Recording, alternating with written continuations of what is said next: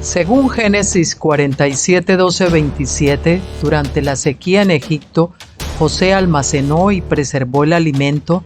Para subsistir, la gente tuvo que venderlo todo y, al fin, incluso a sí mismos. Ese es el precio de vencer. Así es en este tiempo del fin, donde conseguir el alimento para entrar al reino y conquistar nuestra tierra, que es Cristo, formado en nosotros, nos costará renunciar a todo, incluso a nuestra propia vida. Pero a cambio de nuestro todo, tendremos su todo y reinaremos con él. Con ustedes, José.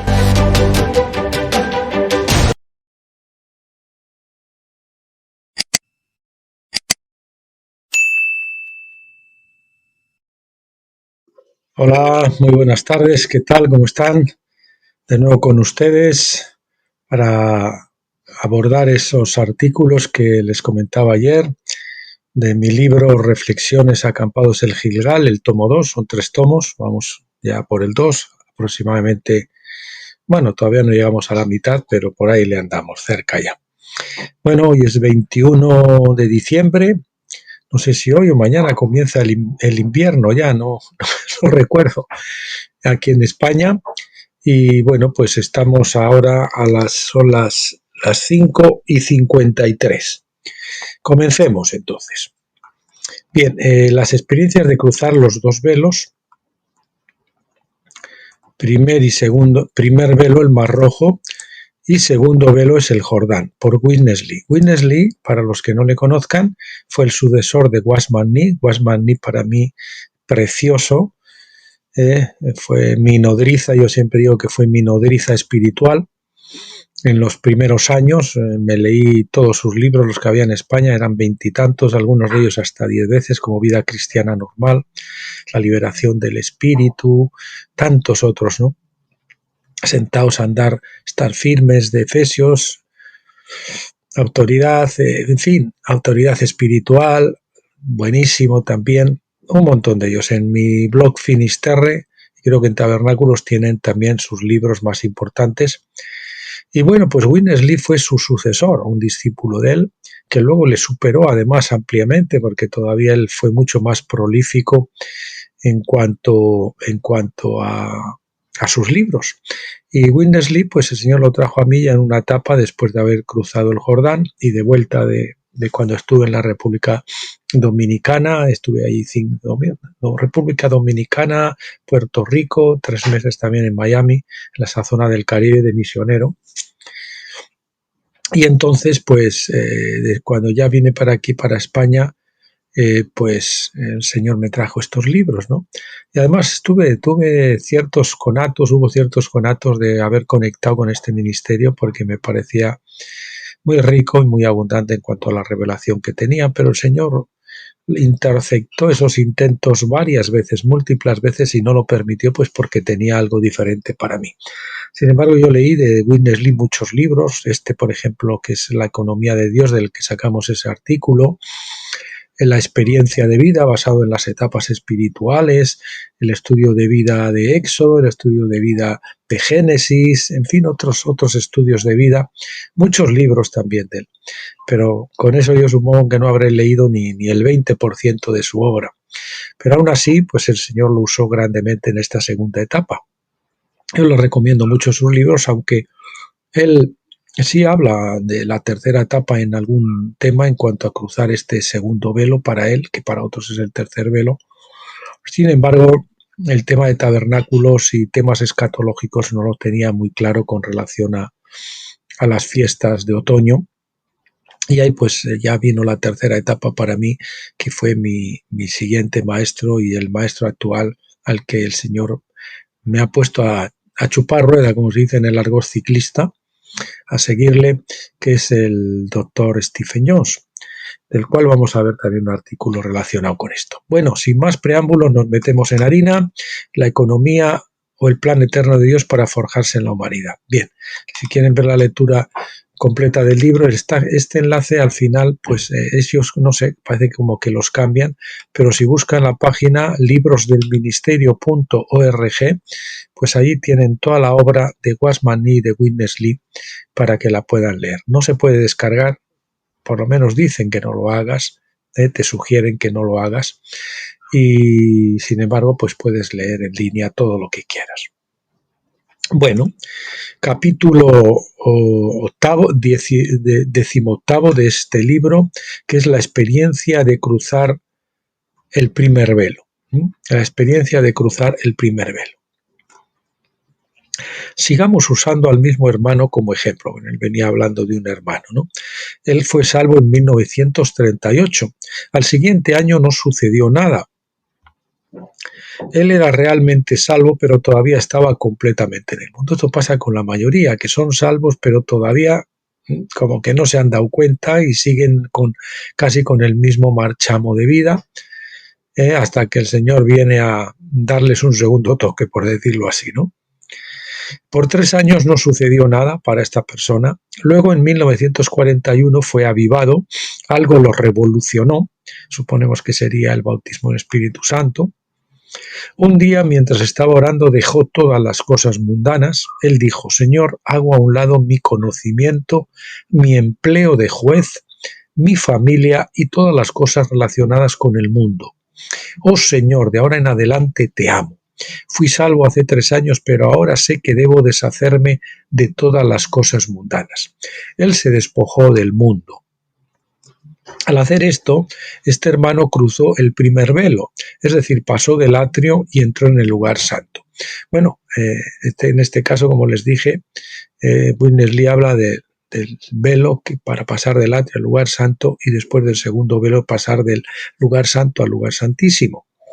Hay otros que consideran el primer velo, cuando uno no es salvo, cruza el primer velo para entrar al atrio, que es la salvación, ¿no? Pero bueno, Witness Lee habla de 2 velos, no de 3.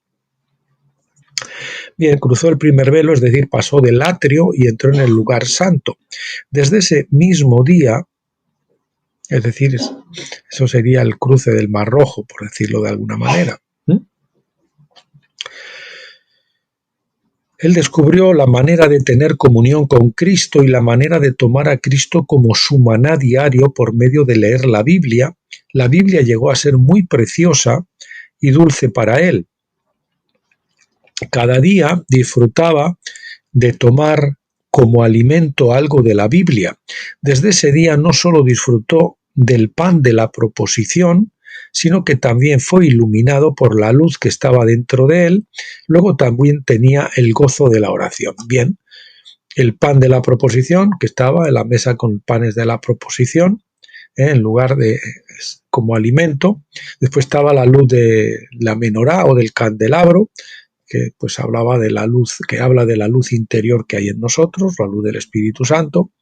Y luego también tenía el gozo de la oración. Ahí estaba también el altar del incienso, que pues nos habla un poquito de la oración, ¿no?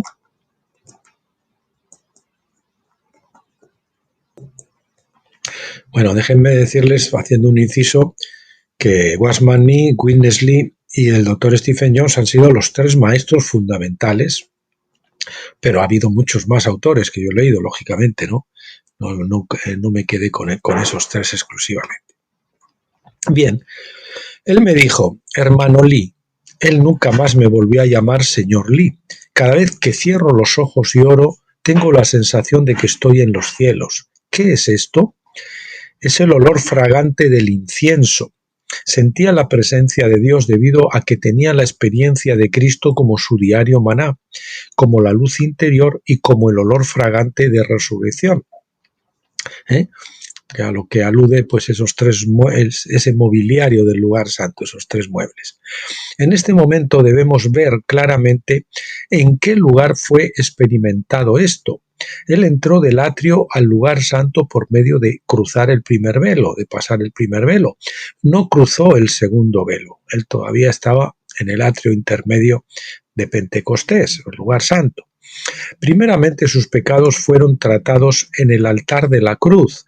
Eso está en el atrio, pero el mundo y las cosas del mundo todavía estaban en él. 3 años después, por medio de cruzar el primer velo, se deshizo del mundo y de las cosas mundanas y entró en el lugar santo. Día tras día comenzó a experimentar a Cristo como su vida, como su alimento, como su luz y como su olor fragante de resurrección. La experiencia de cruzar el segundo velo. Sin embargo, todavía no estaba en el lugar santísimo. Los pecados y las cosas mundanas se habían ido, pero todavía quedaba una cosa, la carne. Queridos hermanos pentecostales que no han cruzado el segundo velo, le queda una cosa por tratar, que es la carne. Esa se trata en Pentecostés al final, cuando llegamos a morir a la carne, cruzar el Jordán muriendo a la carne, y entramos entonces del otro lado, del lado de la resurrección. Por consiguiente, todavía quedaba otro velo de separación. Recientemente, por correspondencia del lejano oriente, me enteré de que este hermano, durante los últimos años, durante los 2 últimos años ha estado experimentando el quebrantamiento del hombre exterior. Eso es lo que viene en esa etapa de Pentecostés fundamentalmente, para que se pueda producir la liberación del espíritu, que está aprisionado, encerrado por nuestra vida almática. Dentro está, como en el vaso de alabastro, dentro estaba el perfume, el vaso de alabastro es el alma, precioso sí, pero hay que romperlo si queremos que el perfume que está en el interior brote. Hay que rasgar el velo del alma para que el espíritu pueda fluir. Bien, es la rotura, el quebrantamiento de la carne. Las cartas muestran que por medio de esta experiencia él está recibiendo el verdadero discernimiento del espíritu. Ahora no solo puede discernir su propio espíritu, sino también el espíritu de otros, debido a que ahora está más en el espíritu. Entonces, cuando viene ese quebrantamiento exterior, lógicamente, entonces ya estamos liberados de nuestra vida almática, en entendimiento, emociones y voluntad. Ya vivimos por la fe, la esperanza y el amor, y ahí se produce el discernimiento. La espada de Hebreos 4:12, partir el alma y el espíritu, para que podamos discernir nuestra propia alma de nuestro propio espíritu, y también en las personas cuando están actuando con su alma o cuando están actuando de su espíritu, y podemos tener discernimiento espiritual, que dicho sea de paso es el más importante de los dones, ¿verdad?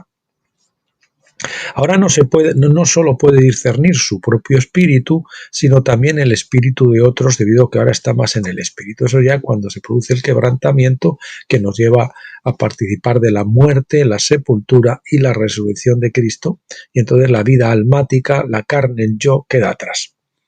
Cuando entramos en el atrio, mediante la salvación, nuestros pecados fueron tratados. Cuando entramos al lugar santo, al mundo se le dio muerte al entrar al lugar santo. Sin embargo, si todavía no hemos entrado en el lugar santísimo, el yo, es decir, la carne, todavía permanece. Día tras día podemos disfrutar a Cristo como el maravilloso maná, como la luz celestial y como el olor grato de resurrección. Sin embargo, esto es todavía algo más bien superficial, ya que en el lugar santo todo es exhibido abiertamente o externamente. El pan de la proposición no es lo mismo que el maná escondido, que está en el lugar santísimo, dentro del arca, ¿verdad? Y dentro de una urna de oro, vamos a ver, doblemente escondido.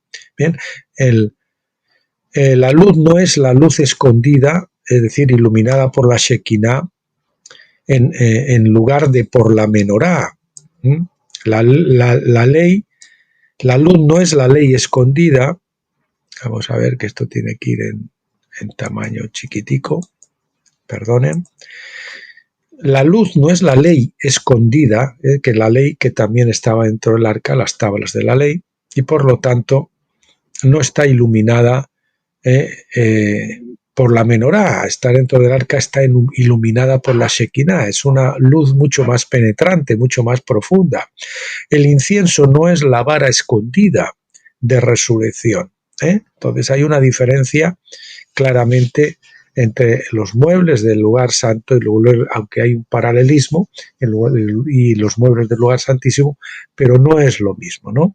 Digamos entonces que el pan de la proposición se sustituye por el maná escondido. Antes el maná pues era la Biblia que leíamos todos los días y tal, de una forma externa, pero en el lugar santísimo la ley está dentro del arca y ha sido encarnada en nuestro corazón, la hemos interiorizado, sus principios nos rigen, está dentro de nosotros y tenemos el rema viviente, el maná viviente en nosotros. Bueno, la luz de la menorá, la luz externa del Espíritu Santo, no es lo mismo que la ley, que el que estaba en la menorá no es lo mismo que la ley que ahora está dentro del arca, ya está dentro de nosotros y está iluminada por una luz mucho más profunda, más penetrante, que es la Shekinah. Y el incienso no es la vara escondida de resurrección. Cuando asistimos a la reunión, todos pueden ver que estamos exhibiendo el maná, que la luz está brillando y que el olor grato del incienso quemado se está propagando. Si este es el caso, no debemos pensar que somos muy profundos.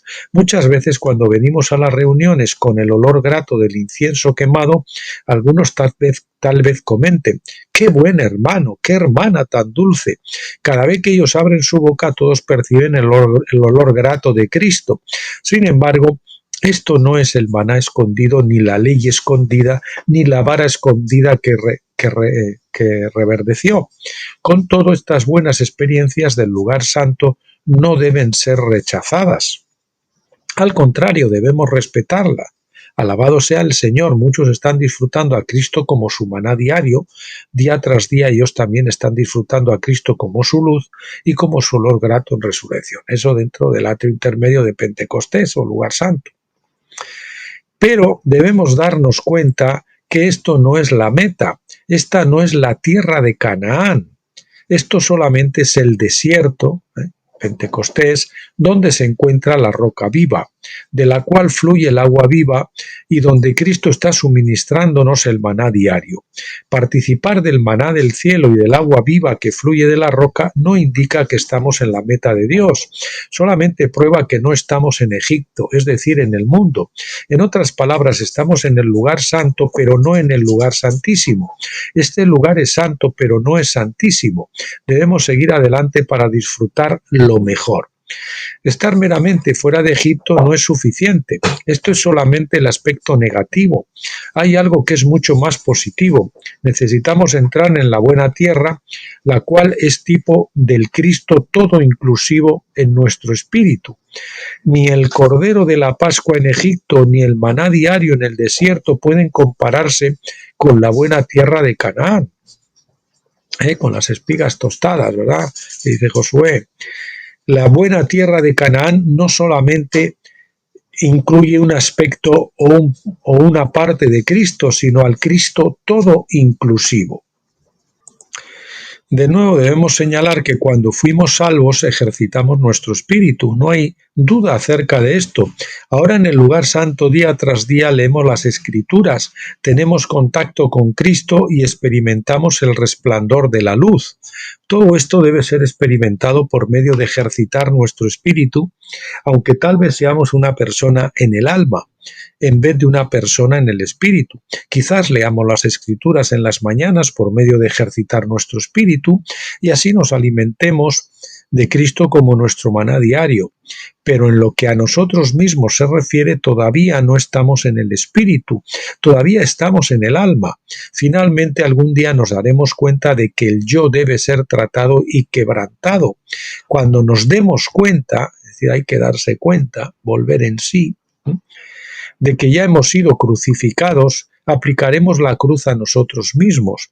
Y cuando nos demos cuenta, por nuestra experiencia, de que el yo ha sido sepultado, nosotros como personas seremos trasladados al Espíritu. Son experiencias tanto de crucifixión como de sepultura, como de resurrección por las que tenemos que pasar.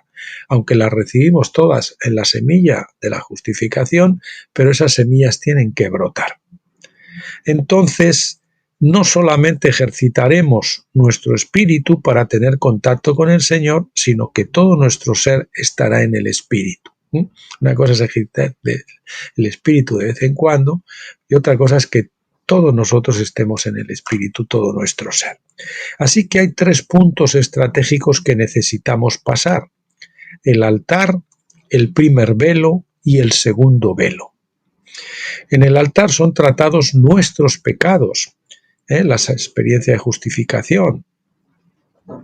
En el primer velo es tratado el mundo. Dejamos el mundo atrás, recibimos el bautismo del Espíritu Santo y el Espíritu nos lleva al desierto para ser tentado por el diablo.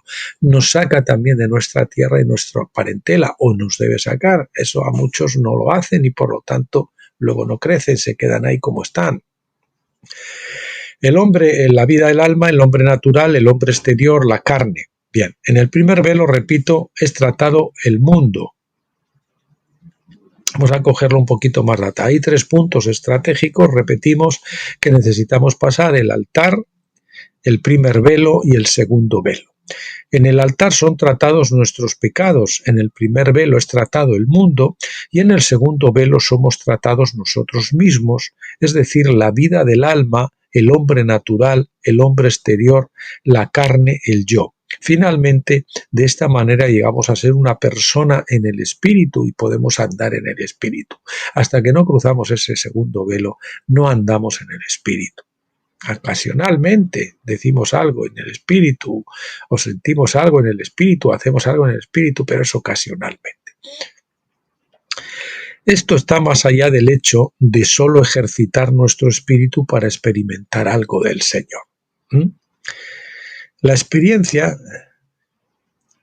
una cosa, por ejemplo, sería parecido meter los pies en el agua y otra cosa es zambullirse en la piscina completamente, ¿verdad?, por decirlo de alguna manera, por ponerles un ejemplo.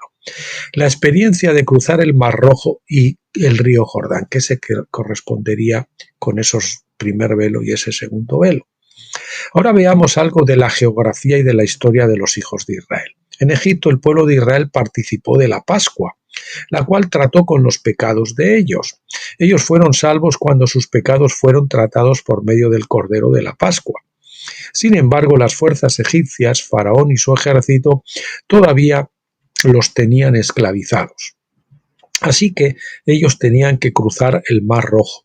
De esta manera, las fuerzas mundanas fueron sepultadas en las aguas del Mar Rojo. Tenemos que alejarnos y dejar el mundo atrás.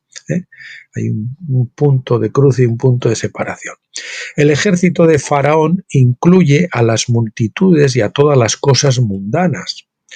Para algunas personas, un par de gafas es un soldado del ejército egipcio, por ejemplo, unas gafas de sol, debido a que para ellos esta es una cosa mundana.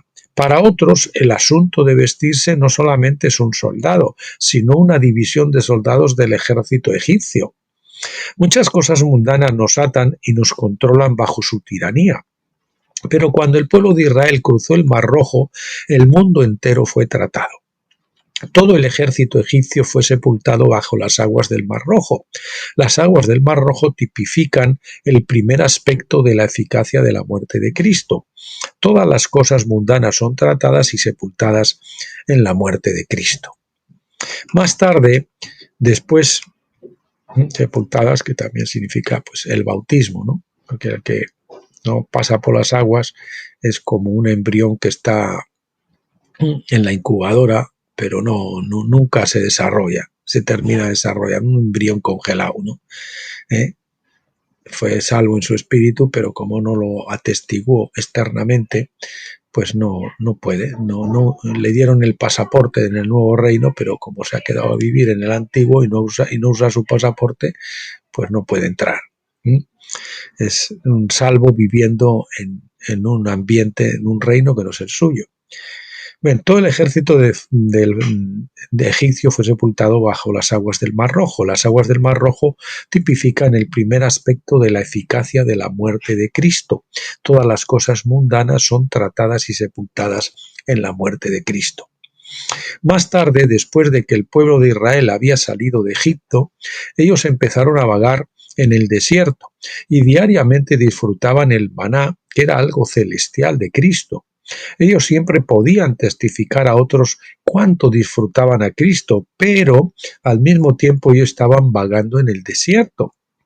Un día ellos cruzaron el río Jordán y en el agua del río Jordán fueron sepultadas 12 piedras, las cuales representan al viejo pueblo de Israel. Las aguas del Mar Rojo fueron sepultadas, bajo las aguas del Mar Rojo fueron sepultadas las fuerzas egipcias, pero bajo las aguas del río Jordán fueron sepultados el yo y el viejo hombre de los israelitas. Después de esto, ellos entraron al tercer lugar, la tierra de Canaán, y disfrutaron sus riquezas todo inclusivas. Cuando el pueblo de Israel estaba en Egipto, estaba en el atrio. Cuando ellos entraron al desierto, estaban en el lugar santo. Finalmente, cuando entraron en la tierra de Canaán, estaban en el lugar santísimo. El Mar Rojo corresponde al primer velo y el río Jordán corresponde al segundo velo. Es muy claro que estas dos aguas tipifican los dos aspectos de la cruz de Cristo. El primer aspecto de la cruz trata con las cosas mundanas relacionadas con nosotros y el segundo aspecto trata con el yo en nuestra alma. Si tenemos el mundo, el mundo o el demonio, digamos, por decirlo de alguna forma, que sería cuando tratamos con nuestros pecados, el mundo y la carne, los tres enemigos, ¿no? El primero, el peor de todos, somos nosotros mismos, nuestra carne, nuestro yo. El primer aspecto de la cruz, repito, trata con las cosas mundanas relacionadas con nosotros y el segundo aspecto trata con el yo en nuestra alma. En otras palabras, es la cruz lo que rasga los dos velos. Debemos pasar a través de los dos velos, así como los israelitas tuvieron que pasar a través de las dos aguas. Ahora necesitamos examinarnos y definir dónde estamos. ¿Estamos en Egipto? ¿Estamos en el desierto? ¿O estamos en Canaán? En otras palabras, ¿estamos en el atrio? ¿Estamos en el lugar santo? ¿O estamos en el lugar santísimo? ¿Estamos en la atmósfera mundana con todo lo que está bajo el sol? Los que están en el atrio no tienen la luz del lugar santo, menorá. Bajo el sol, la luz natural, por decirlo de alguna forma, que es en el atrio. Los que están en el atrio no tienen la luz del lugar santo, que es la menorá, simboliza el Espíritu Santo. Solamente tienen el sol. Todas las cosas mundanas están bajo el sol.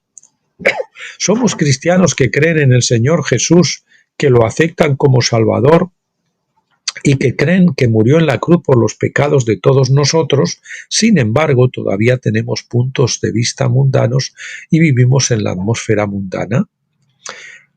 O estamos en el lugar santo disfrutando a Cristo día tras día, como nuestro maná, como nuestra luz celestial y como nuestro olor grato de resurrección. Usted ubíquese, está en el atrio, está en el lugar santo, está en el lugar santísimo. O tenemos una experiencia más profunda que esta. En el lugar santísimo podemos disfrutar a Cristo como el escondido, no como a Aarón en el atrio, sino como a Melquisedec en el lugar santísimo celestial. Aquí podemos disfrutar a Cristo como el maná escondido, como la ley escondida, a la luz de la Shekinah. Esas son notas que he añadido yo, las que ven en azul, como siempre. Esas son cosas que yo añado de mi cosecha. Bien, repetimos, aquí podemos disfrutar a Cristo como el maná escondido, estamos hablando del lugar santísimo, como la ley escondida a la luz de la Shekinah, las tablas que estaban dentro del arca, ya ha pasado la Biblia de estar fuera, ha pasado a estar dentro en nuestro corazón, encarnada. Y como la escondida autoridad de resurrección para gobernar, que eso representa la vara de Aarón. Solo cuando tenemos la resurrección, tenemos el ministerio. ¿Cuál vara floreció? La de Aarón. A él le correspondía el ministerio, no a los demás.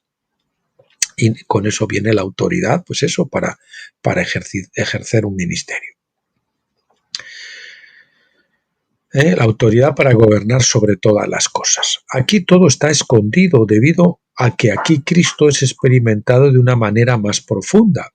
Que el Señor nos conceda la gracia para que sepamos dónde estamos y para que sepamos a dónde debemos ir. Porque si uno no sabe dónde está, no sabe dónde tiene que ir. Y si uno tampoco sabe qué es lo que hay más delante, piensa que ya ha llegado, pues se queda en el sitio. ¿Qué es lo que les pasa a los que están en Pentecostés? O a los que están en la Pascua, que creen que esto de Pentecostés y los dones, que no, que eso ya se pasó, pues lógicamente se van a quedar en el atrio de la Pascua. Bien, capítulo 19, el Cristo escondido en nuestro espíritu. El tabernáculo o el templo, como hemos visto, consta de tres partes: el atrio, el lugar santo y el lugar santísimo. En el interior del atrio, el tabernáculo se divide en dos partes: el lugar santo y el lugar santísimo. Antes de ver lo que hay en el lugar santísimo, debemos ver lo que hay en el atrio y en el lugar santo. El atrio. En el atrio se encuentran dos cosas: el altar y el lavacro, la fuente, ¿verdad? Todos los que estudian la Biblia concuerdan en que el altar tipifica la cruz de Cristo y en que el lavacro tipifica la obra del Espíritu Santo. ¿Hemos experimentado nosotros el altar y el lavacro? En la cruz, Cristo fue ofrecido por nuestra ofrenda por el pecado. Él murió por nuestros pecados y hasta fue hecho pecado en la cruz por causa nuestra. Así que Él es nuestra Pascua. La Pascua significa que Él, el mismo Cordero de Dios, llevó nuestros pecados y murió en la cruz. Primera de Corintios 5:7 claramente establece que Cristo es nuestra Pascua. El día que creímos que Él murió por nuestros pecados fue el día de nuestra Pascua.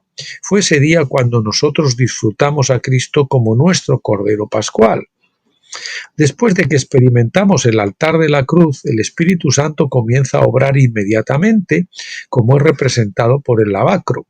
El lavacro es un lugar para que la gente se lave y se purifique. Después de haber recibido a Cristo como nuestra Pascua, el Espíritu Santo comienza su obra limpiadora por dentro y por fuera. Cuando el pueblo de Israel entraba en el tabernáculo, tenía que pasar el altar en el cual estaba la ofrenda por el pecado y la ofrenda por las transgresiones. Pero ellos también tenían que lavarse los pies y las manos en el lavacro para quitarse toda la suciedad terrenal. Desde que somos salvos, el Espíritu Santo nos limpia de toda la suciedad terrenal de nuestro andar diario. Si hemos tenido estas experiencias, significa que hemos sido salvos y que ya no estamos fuera del atrio. Una vez que estamos dentro del atrio, estamos en el límite y dominio de Dios. En otras palabras, estamos en el reino de Dios porque hemos sido regenerados, redimidos, perdonados y ahora estamos limpios por la obra del Espíritu Santo. A menos que hayamos experimentado tanto el altar como el lavacro, no podemos ser jamás un verdadero hijo de Dios. Aunque tal vez hayamos entrado externamente en el cristianismo, si no experimentamos estas dos cosas, todavía estamos fuera del reino de Dios. Es decir, es un creyente nominal, pero que no ha experimentado la justificación por la fe ni la limpieza de sus pecados por el Espíritu Santo. El lugar santo. Pero eso no es todo. Esto es solo el ABC de la vida cristiana. Debemos proseguir más allá. Hemos pasado la puerta principal del tabernáculo, pero todavía hay otro velo o puerta que debemos pasar. Desde el atrio, es decir, desde el lugar al cual llegamos por medio de creer en el Señor, debemos entrar en el lugar santo.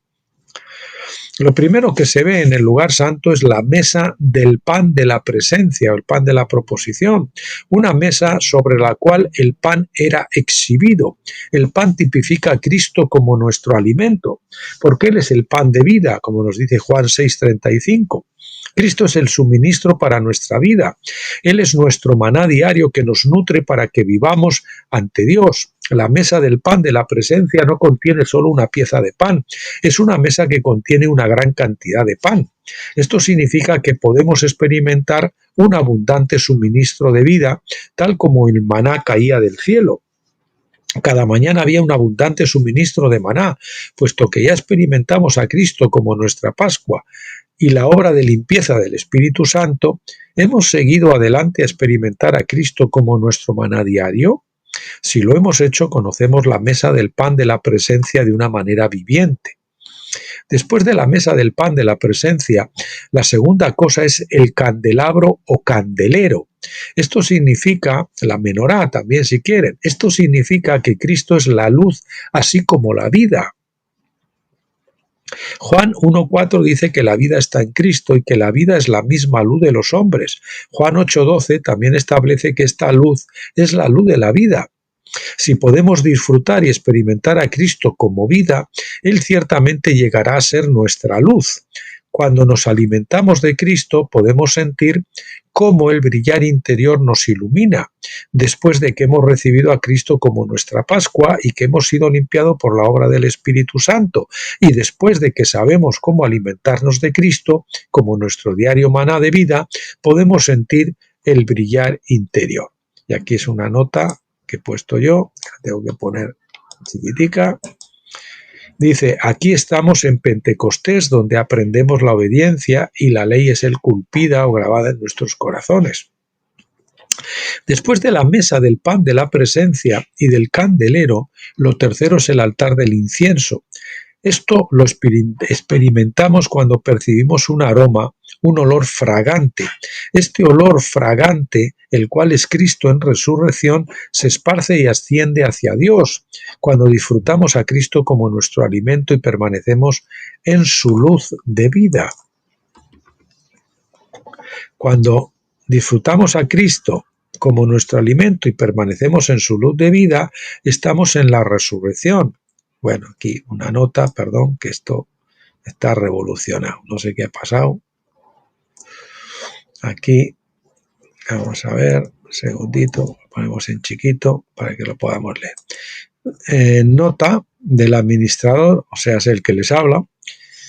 En Éxodo 40:26, la Biblia declara que el altar de oro estaba en el lugar santo, es una nota aclaratoria del tabernáculo antes del velo. Por otra parte, el libro de Hebreos, del capítulo 9, versículo 3 al 4, indica que el altar del incienso estaba en el lugar santísimo. ¿Cómo se pueden armonizar estos pasajes? Pueden ver un excelente artículo al respecto en este enlace. Yo lo quise ver ayer, pero como ven, no funciona. Es un enlace antiguo que parece ser que borraron la página o lo que sea. Nosotros, por experiencia personal, nos decantamos porque el altar del incienso está en el Santísimo, pues la vida de resurrección no se experimenta hasta cruzar el segundo velo, tras ser sepultados en el Jordán, como el propio Lee nos instruye al comienzo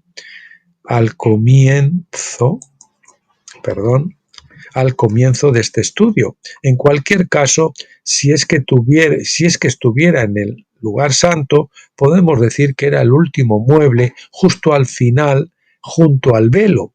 Tal vez aquí se tenga algún atisbo de la vida de resurrección, pero no de la resurrección misma, o al menos no de la vida ascendida.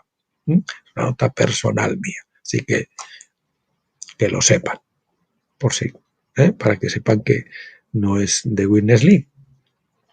Hay dentro de nosotros algo que se esparce y asciende hacia Dios. Esto no puede ser confirmado por conocimiento ni por doctrina, sino que debe ser verificado por nuestra experiencia. Hay cosas que solo las podemos aprender por la experiencia hasta que crecemos. Por lo tanto, hay muchas cosas que no entendemos si no crecemos. Tenemos que crecer y que madurar para ver. Es como aquel niño pequeño que tiene una valla delante. No ve, tiene que subirse a un taburete para mirar por arriba. Pero el que ha crecido no necesita ese taburete, ¿verdad? Puede ver porque ha crecido. Entonces, ese es el asunto. Tenemos que crecer para entender cosas que si no hemos crecido no podemos entender. Witness Lee habla mucho de la experiencia. ¿Hemos tenido experiencias como estas? Aunque es posible que no hayamos tenido suficientes experiencias como estas, el asunto principal en estos momentos es que sí las hemos tenido, puedo testificar que es maravilloso. Hace 33 años yo estaba a diario y hasta a cada hora en este lugar santo. Cristo era mi maná diario y yo estaba lleno de Él y lleno de luz. Yo estaba muy satisfecho con Dios y Él estaba muy satisfecho conmigo, y dentro de mí algo de Cristo se esparcía y ascendía hacia Dios como olor fragante. Bien, el arca en el lugar santísimo. ¿Y acaso eso es todo? Esto es santo, pero no es lo más santo. Es bueno, pero no es lo mejor. Por lo tanto, de nuevo debemos seguir adelante a fin de entrar en el lugar santísimo. El primer velo debe ser cruzado, pero el segundo velo debe ser rasgado. Este velo es la carne, como nos dice Hebreos 10:20, la cual debe ser quebrantada antes de que podamos entrar en el lugar santísimo. Solamente hay una cosa en el lugar santísimo: el arca. Todos los que estudian la Biblia están de acuerdo en que el arca tipifica a Cristo, aunque podemos disfrutar a Cristo como nuestro alimento, como nuestra luz y como nuestro olor fragante para con Dios. Con todo y eso, Cristo mismo está en el lugar santísimo, es decir, no está en el lugar santo. Ahí disfrutamos algunas características de Cristo, pero no estamos en la presencia de Cristo mismo.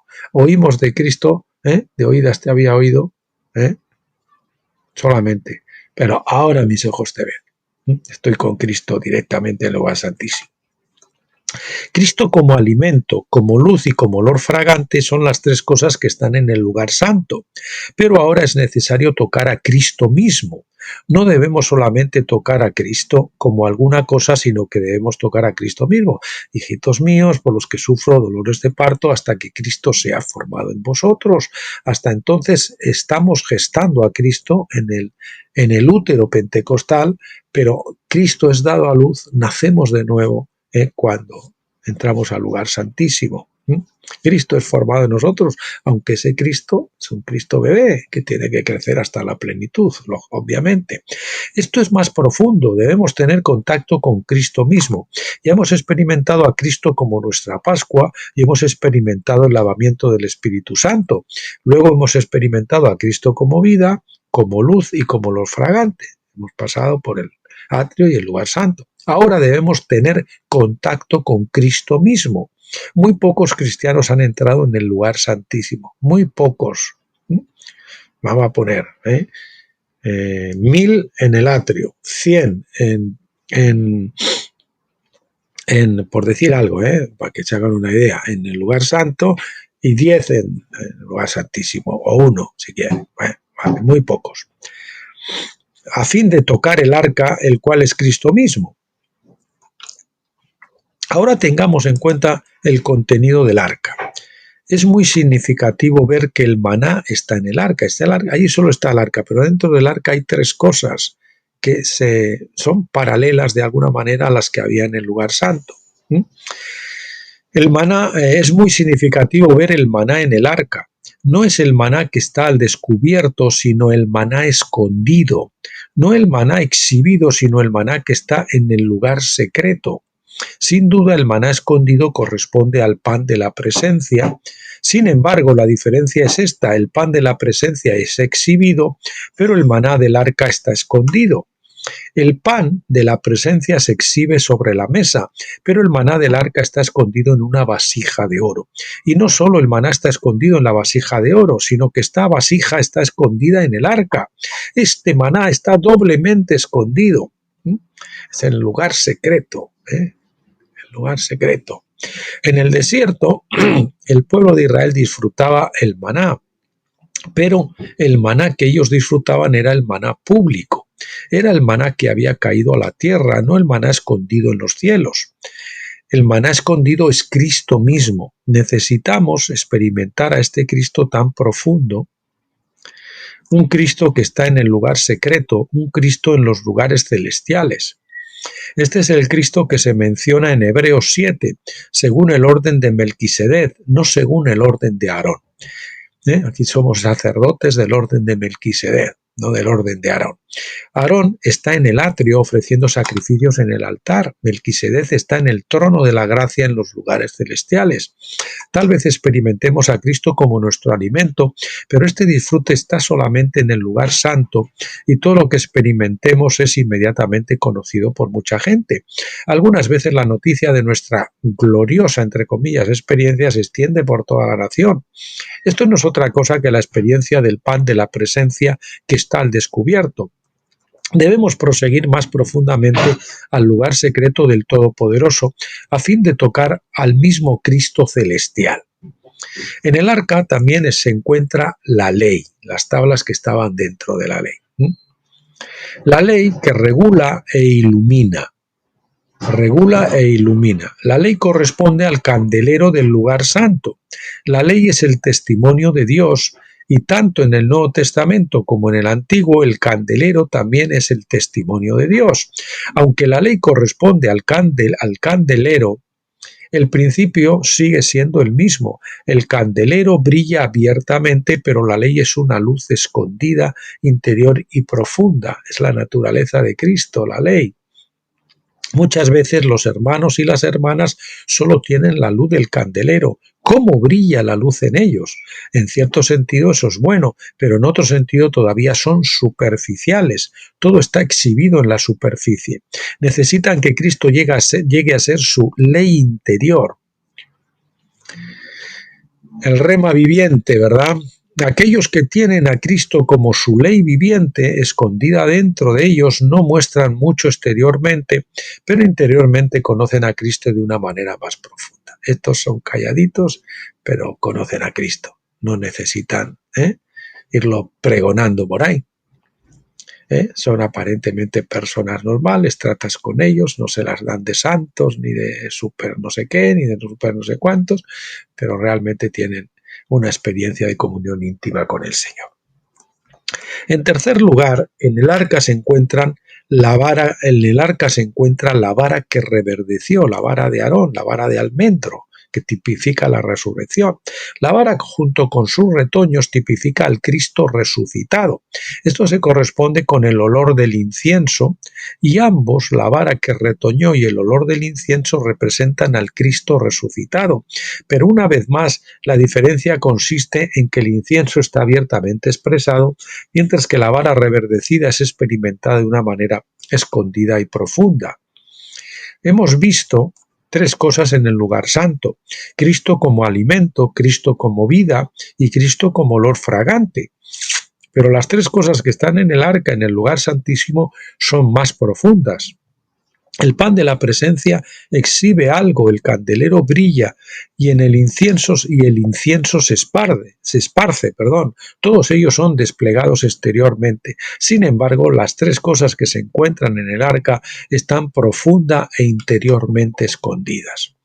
Seguid adelante ahondándonos en Cristo. Ahora vemos claramente que el lugar santo representa por un lado el desierto, es decir, Pentecostés, ¿verdad? Es una nota mía de nuevo, Pentecostés. Claramente que el lugar santo representa por un lado el desierto, Pentecostés, y por otro el alma. En los tiempos antiguos, los israelitas originalmente estaban en Egipto, puesto que fue en Egipto que ellos experimentaron la Pascua. Egipto fue su atrio. Ahí tenemos Egipto, atrio, Pascua. Después de la Pascua ellos fueron sacados de Egipto, introducidos al desierto, que es Pentecostés. En otras palabras, pasaron del atrio al lugar santo. Mientras que para los israelitas el lugar santo corresponde al desierto, es decir, Pentecostés, otra vez. Para los corintios y hebreos corresponde al alma humana. Por ejemplo, los creyentes que estaban en Corinto habían experimentado a Cristo como su Pascua, 1 Corintios 5:7, y luego en su experiencia habían entrado en el desierto donde disfrutaban a Cristo como su maná y su agua viva. 1 Corintios 10 del 1 al 5. También ellos estaban en el desierto tal como los israelitas en la antigüedad. Perdón, que suena el teléfono.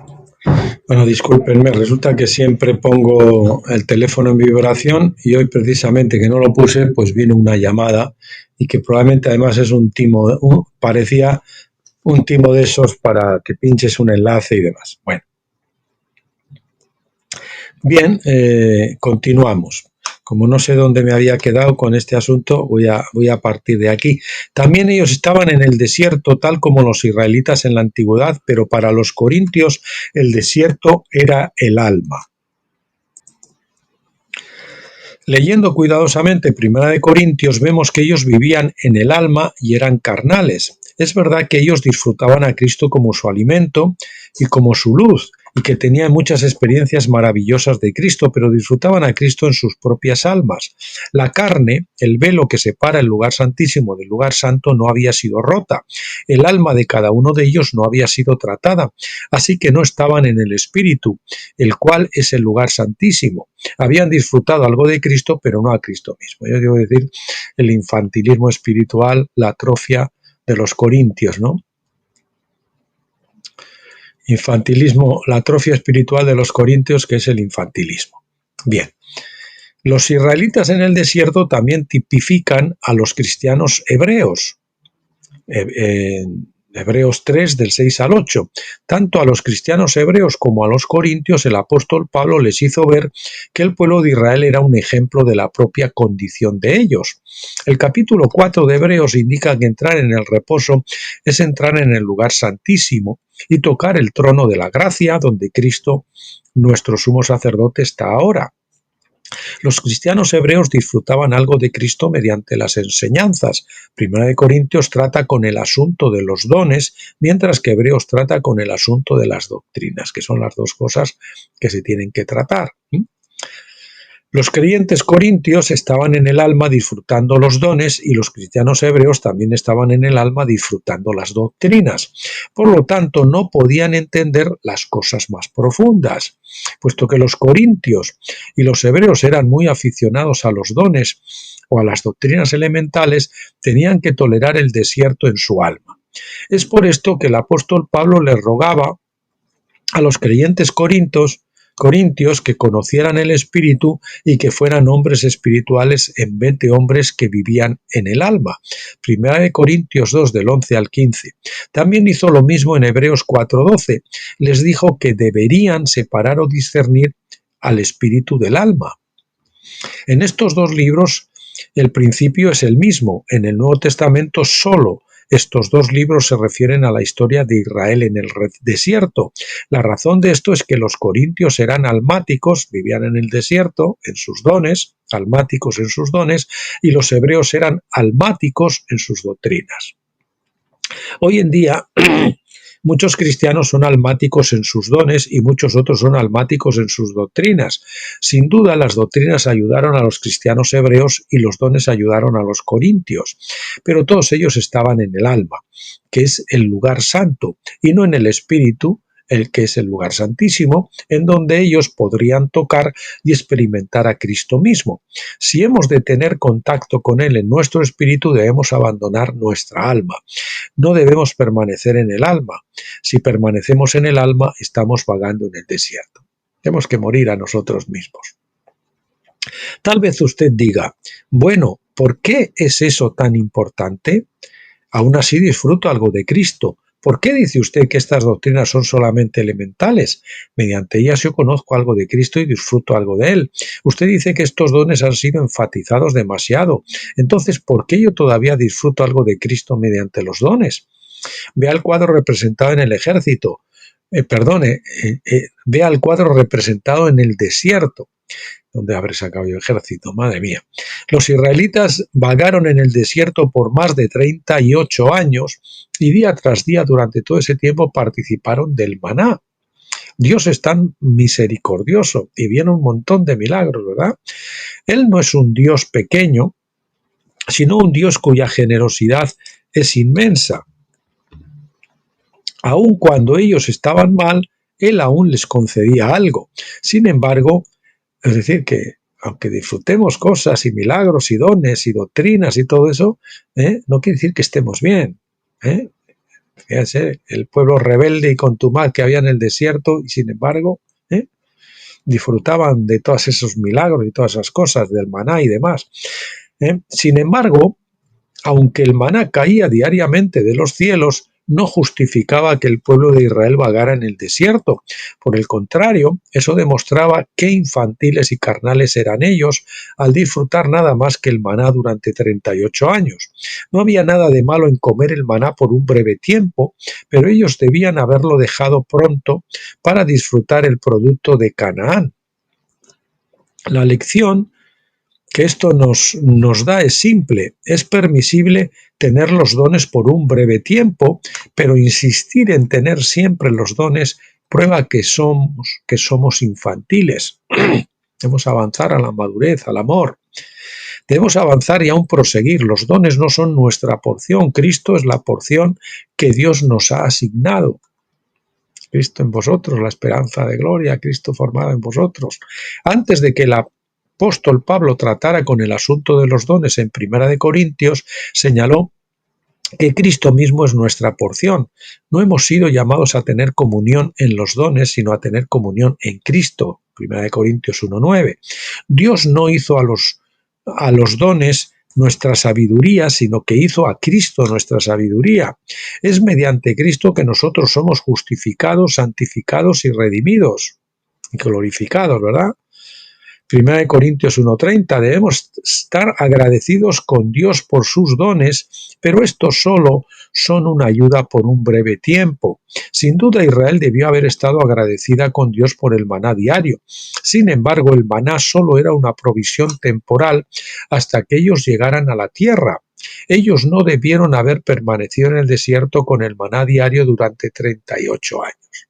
Eso fue una disciplina por su terquedad. Gloria sea a Dios por su sabiduría y su misericordia, y alabado sea Dios por sus dones, porque cuando vagamos en el desierto en verdad necesitamos el maná diario y los dones para que nos sirvan de ayuda. Pero esto no justifica que continuemos en ese rumbo por un largo periodo de tiempo. Por el contrario, tal vez compruebe que todavía somos jóvenes y hasta infantiles. De hecho, pues infantil debería corresponder con el atrio y jóvenes con Pentecostés.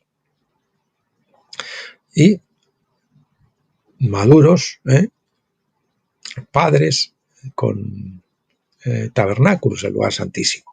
Si prosiguiéramos, ya no habría necesidad de que disfrutáramos el maná. Podríamos comenzar inmediatamente a disfrutar el producto de la buena tierra de Canaán. Disfrutar el producto de la buena tierra prueba que estamos en el reposo y en el espíritu. En el reposo, vamos a entrar al reposo de Dios y en el espíritu. De otro modo, somos como Israel permaneciendo en el desierto de nuestra alma.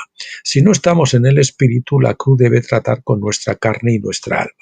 Los capítulos 4, 5 y 6 de Hebreo nos exhortan a seguir adelante. Y en el capítulo 9 de Primera de Corintios nos exhorta a correr la carrera. Debemos seguir adelante para entrar en el Espíritu a fin de tocar a Cristo mismo y experimentar al Cristo más profundo como el maná escondido, como la ley interior y como la vara secreta que reverdeció. El escritor de Primera de Corintios advirtió a los creyentes corintios que se corrigieran y limitaran con respecto a los dones. Ellos tenían que aprender a usar los dones de una manera apropiada, Primera de Corintios 14. Si leemos Primera de Corintios de una manera cuidadosa y objetiva, veremos que la intención del escritor no es animar, sino corregir a los creyentes en cuanto a la práctica de los dones. A fin de correr la carrera de una manera apropiada, debemos conocer las cosas profundas de Cristo en el Espíritu. Ahora todos nosotros debemos verificar dónde estamos. ¿Estamos en el altar o en el lavacro? Quizás estamos fuera de la puerta principal. Todavía ni siquiera hemos sido salvos.